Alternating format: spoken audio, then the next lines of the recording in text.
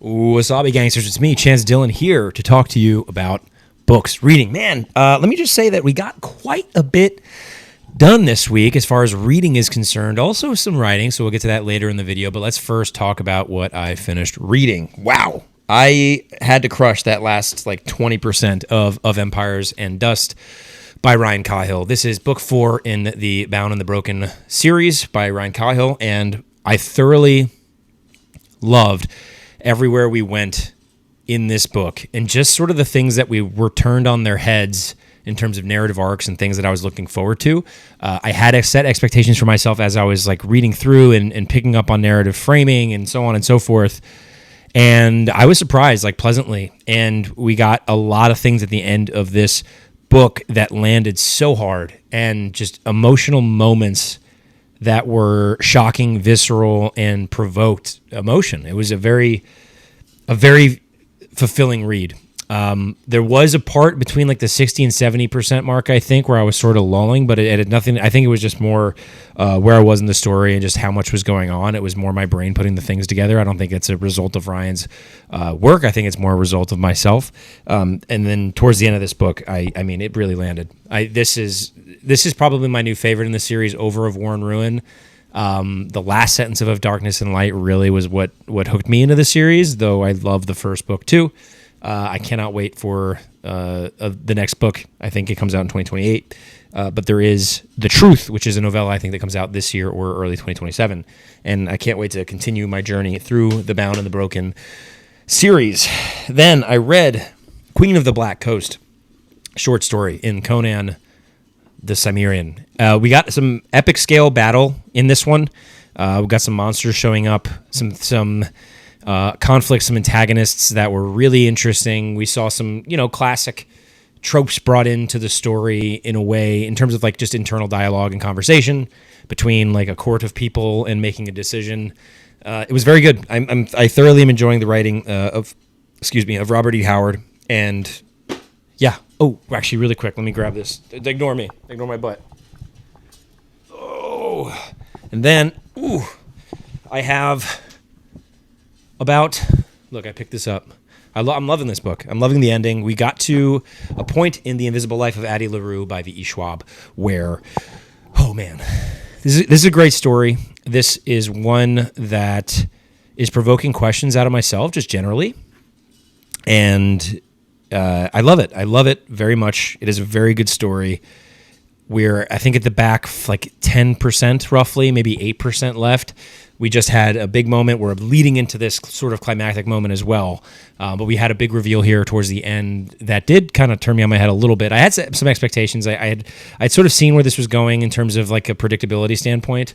But the execution on the back end of how everything happened was surprising for me. And that's one of the reasons why I'm enjoying it. It's very good. It's very good.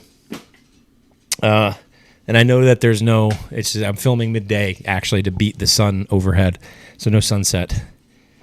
We got The Crippled God, after I finished of Empires and Dust. Boy, did I tear them. About 270 pages into The Crippled God, which, man, this has been a journey. Malazan has been a journey. This book so far has enthralled me. I think that's the best word I can use. Every perspective, every scene that we get to, every scenario that we're in, I've thoroughly enjoyed so far. Things feel very distinct in this book. Although we're converging, you're sort of putting things together. You kind of know where everybody's at, and it feels so succinct and so well done so far. And I think I have a really good feeling about where this is going. And I finally feel not caught. I guess caught up might be the right term here. I feel caught up. I feel like I'm now in the narrative, in the universe, and really feeling it. It only took 10 books. No, I'm kidding. I felt like that throughout the journey, but every book sort of presented new challenges and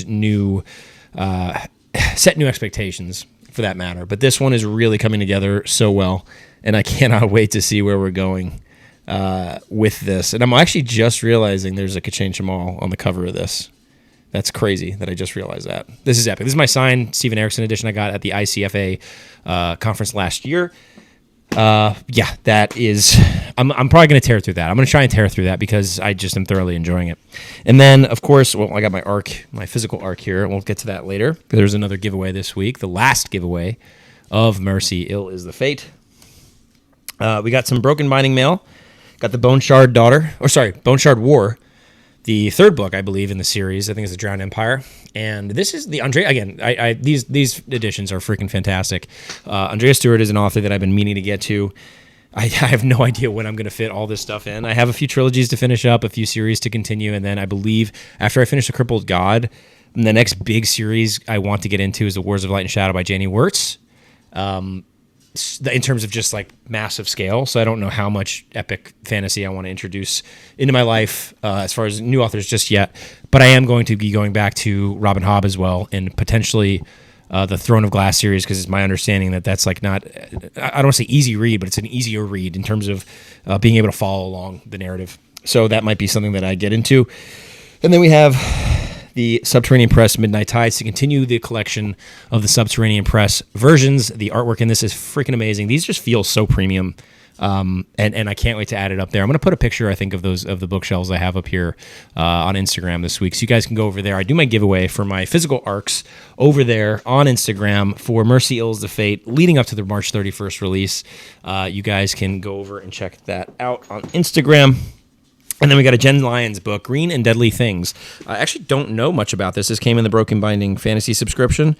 I do know Jen Lyons wrote another epic fantasy series that is also on my radar that I'd like to read. If you guys have thoughts about Jen Lyons as an author, I'd love to hear them in the comments below. This is something that I would like to get to at some point, her other work. But maybe this is a good introduction to her work. I don't know. Let me know. I think it's a standalone. There's no like series title or anything. But it does sound very interesting. So let's get to my writing, guys, because there are some good updates there. So Mercy, Ill is the Fate comes out March 31st. Right now, that is Tuesday. It is Thursday, and I am so excited. I've been releasing blurbs that on my Instagram page and TikTok and X to just promote, obviously, the release of the book. And the bandwidth that's taken up has been relatively significant. I'm sort of getting into a flow with it. I feel like my rhythm is getting a little bit better with that.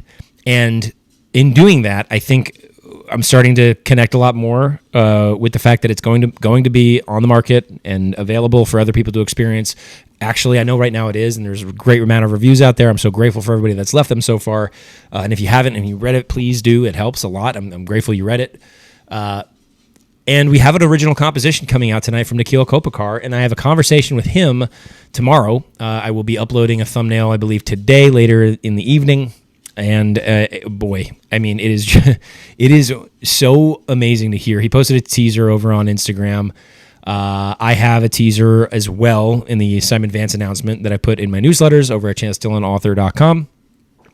And it is so good. And we're going to have a full video up for you guys to check out later tonight. I'll probably launch at 9 p.m. Pacific time, I believe, is the time it releases, which would be midnight my time. And so I'm really looking forward to this song getting out there, the theme getting out there for people to hear it, because it blows me away. I love it. I love it, and I can't wait for you guys to hear the whole thing. It is so exciting for me. And that Grimdark magazine review came out from Esme. Esme, thank you so much. Seriously, I will leave it in the description below. You guys should go check it out. She so thoughtful and critical where it counts, and I think everybody should check that out because it gives a very unbiased opinion. I hope, I feel. I actually no, I think that Esme is tough but fair, and boy, it was so glowing, and I am so grateful that she took the time to write the review, and let alone read the books. And it's incredible. She's one of the better reviewers out there, I believe, and all of her reviews people should check out and see if there are stories there that you guys might want to pick up. Let's just say that. Oh man, I'm reeling. And then as far as book 3, guys, let me talk about book 3 really quick. I added about 3,000 words, and today's Thursday. I sat down 2 different times, put down 1,500 words each session, roughly. It felt really good. It felt really smooth, and it's sort of just like getting the rust off the fingers, really, and just sitting down on the computer, cracking away at the keyboard. And I cannot wait to the point where I sat down and started doing it again this week already. And I will hopefully add a little bit more to that word count before I send out my official newsletter today. So you guys can get the exact number over on that newsletter. If you're not signed up to that, I recommend you do. I do post every week on Thursday nights. I give updated word counts every week. I am actually very curious as to what people think about biweekly. If you guys would prefer, if you guys are getting newsletters, let's just say, hypothetically, do you prefer them every week? If it's something like a word count update, or do you, and like reflection, which I do for myself, really. So I guess I'm asking just to put a feeler out there, but ultimately I think I'm going to end up doing it weekly just for myself. It just helps me reflect. It's an accountability thing, but I just am curious as to if it crowds your inbox and you prefer a bi-weekly, and then I'll just put my succinct thoughts every week down anyways, and then send it out every 2 weeks, which is a possibility. I just kind of want to get some feedback from you guys on that. I put up some formatting previews of the launch editions for Tears of the Fallen on my Patreon for Runeborn members. If you missed that and you are a Runeborn member, go check those out. I'm really, really excited for what Abel is putting together there.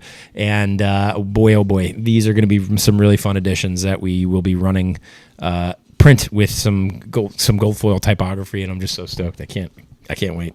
The bundles are coming out soon. Hopefully that announcement will be official within the next few weeks. That's the goal, but we'll see. We will see. All right, guys. Mercy Seals of Fate physical arc, last week of the giveaway. Thank you all so much for tuning in. I'm going to go film I'm going to film sitting right here my few minute long video for the other socials. Comment down below what you're reading today. And if you're writing, what you're writing. How many words you get for fun. Right? All right, guys. See you later.